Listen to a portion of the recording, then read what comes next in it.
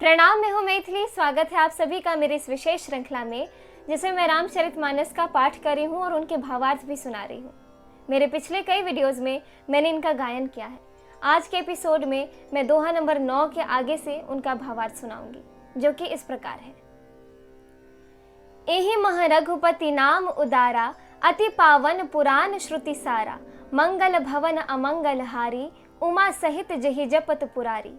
अर्थात इसमें श्री रघुनाथ जी का उदार नाम है, जो अत्यंत पवित्र है, वेद पुराणों का सार है, कल्याण का भवन है और अमंगलों को हरने वाला है, जिसे पार्वती जी सहित भगवान शिव जी सदा जपा करते हैं। भनिति विचित्र सुकवि कृत जोऊ, राम नाम बिनु सोहन सोऊ।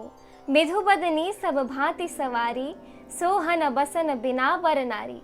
अर्थात जो अच्छे कवि के द्वारा रची हुई बड़ी अनूठी कविता है, वह भी राम नाम के बिना शोभा नहीं पाती।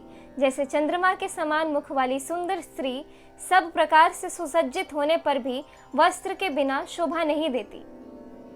सब गुण रहित कुकवि कृत बानी, राम नाम जस अंकित जानी।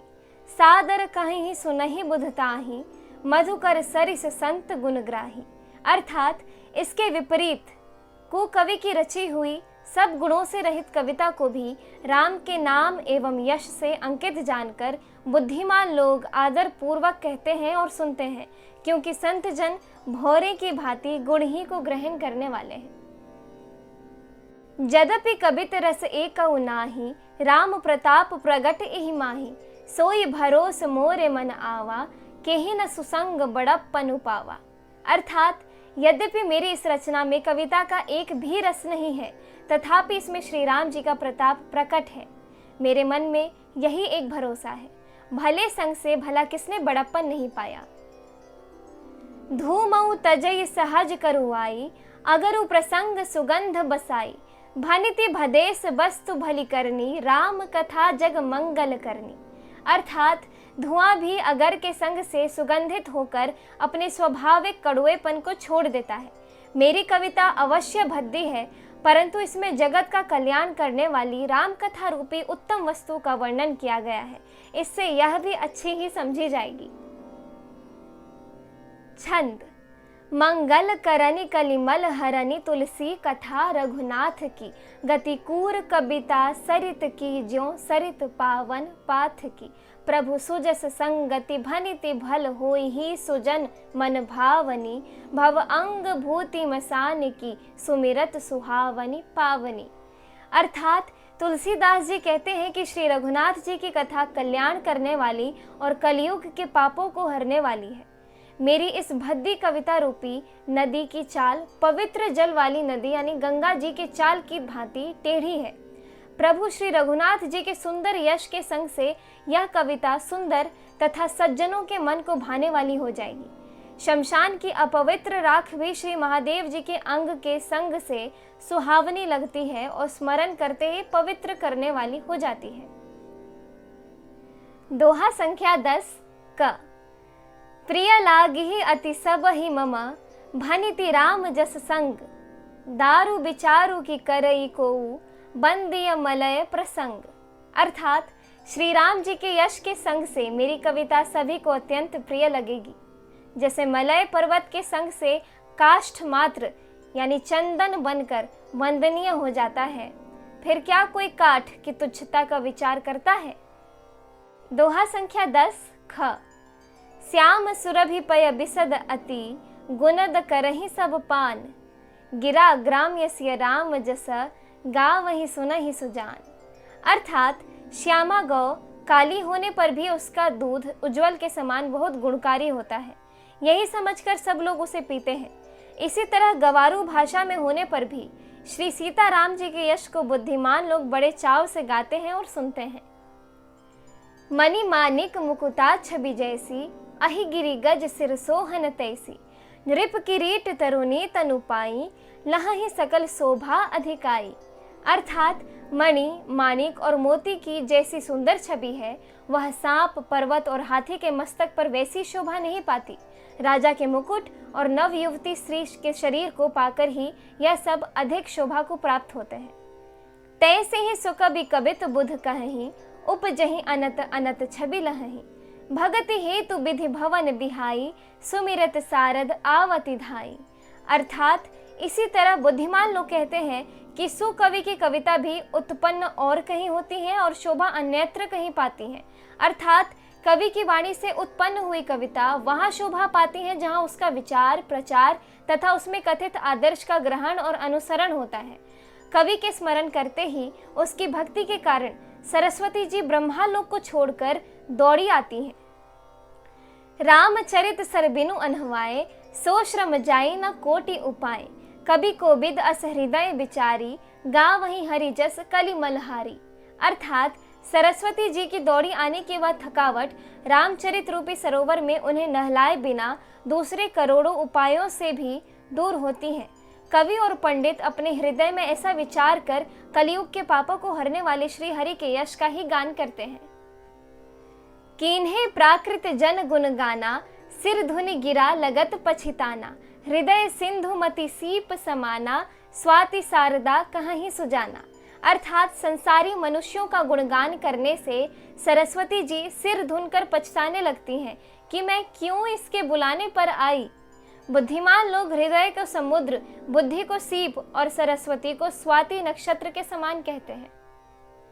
जौ बरशई बरबारी विचारू, हो ही कबित मुकुता मनि चारू।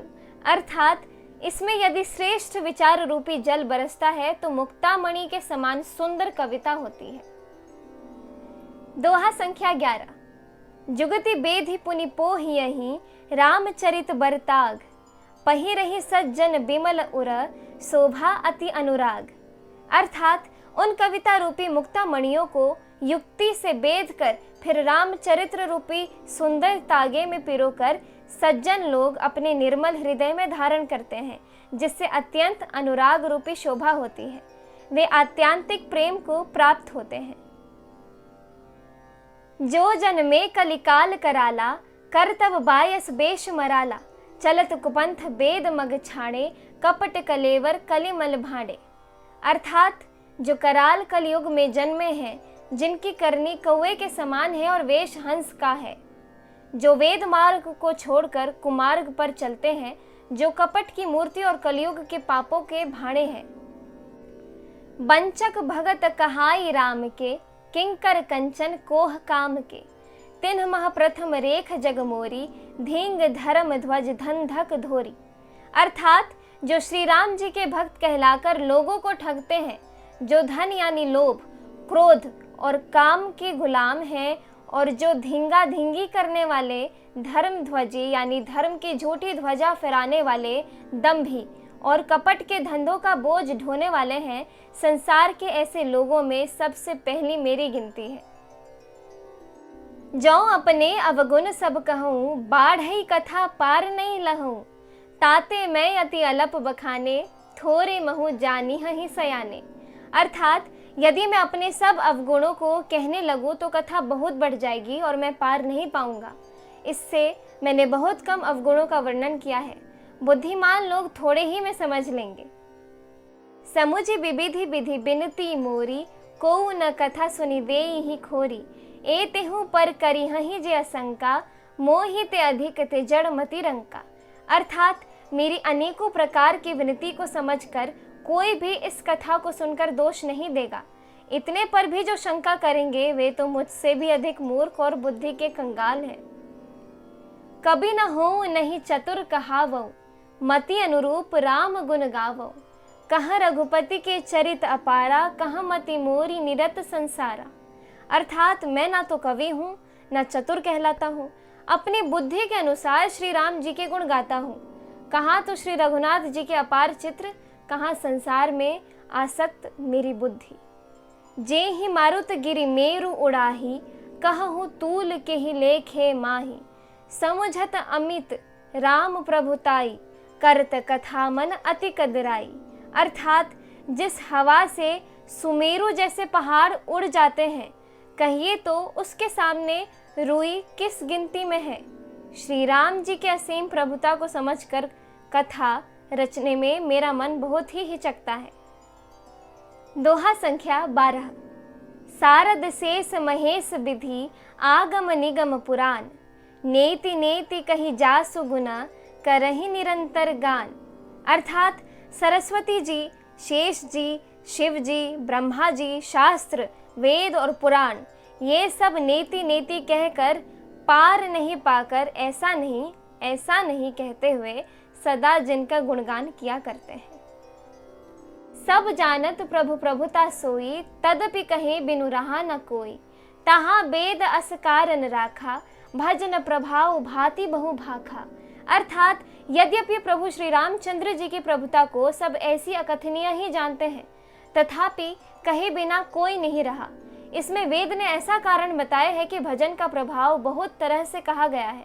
अर्थात भगवान जी की महिमा का पूरा वर्णन तो कोई कर ही नहीं सकता, परंतु जिससे जितना बन पड़े उतना भगवान का गुणगान करना चाहिए, क्योंकि भगवान के गुणगान रूपी भजन का प्रभाव बहुत ही अनोखा है। उसका नाना प्रकार से शास्त्रों में वर्णन है। थोड़ा सा भी भगवान का भजन मनुष्य को सहज ही भवसागर से तार देता है। एक अनीह अरूप अनामा, अज सच्चिदानंद परधामा। व्यापक विश्वरूप भगवाना, तेहि धरि देह चरित कृतनाना। अर्थात जो परमेश्वर एक हैं, जिनके कोई इच्छा नहीं है, जिनका कोई रूप और नाम नहीं है, जो अजन्मा, सच्चिदानंद और परम धाम है, और जो सब में व्यापक एवं विश्वरूप है, उन्हीं भगवान ने दिव्य शरीर धारण करके नाना प्रकार की लीला की है। सो केवल भगतन हित लागी, परम कृपाल प्रणत अनुरागी। जेहि जन पर ममता अति छोहू, जेहि करुणा करि कीन्ह न कोहू। अर्थात वह लीला केवल भक्तों के हित के लिए ही है, क्योंकि भगवान परम कृपालु हैं और शरणागत के बड़े प्रेमी हैं, जिनकी भक्तों पर बड़ी ममता और कृपा है, जिन्होंने एक बार जिस पर कृपा कर दी उस पर फिर कभी क्रोध नहीं किया। गई बहोर गरीब निवाजू, सरल सबल साहेब रघुराजू। बुध बर नहीं हरि जस अस जानी, करहि पुनीत सुफल निज बानी। अर्थात वे प्रभु श्री रघुनाथ जी गई हुई वस्तु को फिर प्राप्त कराने वाले, गरीब निवाज, दीन बंधु, सरल स्वभाव, सर्वशक्तिमान और सबके स्वामी हैं। यही समझकर बुद्धिमान लोग उन श्री हरि का यश वर्णन करके अपनी वाणी को पवित्र और उत्तम फल, मोक्ष और दुर्लभ भगवत प्रेम देने वाली बनाते हैं। तेहि बल मैं रघुपति गुण गाथा, कहीं हूँ नाई राम पद माथा। मुनि न प्रथम हरि कीरति गाई, तेहि मग चलत सुगम मुहि भाई। अर्थात उसी बल से, यानी महिमा का यथार्थ वर्णन नहीं, परंतु महान फल देने वाले भजन समझकर भगवत कृपा के बल पर ही मैं श्री रामचंद्र जी के चरणों में सिर निवाकर श्री रघुनाथ जी के गुणों का कथा कहूँगा। इसी विचार से वाल्मीकि, व्यास आदि मुनियों ने पहले हरि की कीर्ति गाई है। भाई, उसी मार्ग पर चलना मेरे लिए सुगम होगा। दोहा संख्या 13। अति अपार जे सरित बर, जो नृप से तु कराही। चढ़ी पिपीली कऊ परम लघु, बिनु श्रम पार ही जाही। अर्थात जो अत्यंत बड़ी श्रेष्ठ नदियां हैं, यदि राजा उन पर पुल बांध देता है तो अत्यंत छोटी चींटियां भी उन पर चढ़कर बिना ही परिश्रम के पार चली जाती हैं। इसी प्रकार मुनियों के वर्णन के सहारे मैं भी श्री रामचरित्र का वर्णन सहज ही कर सकूंगा।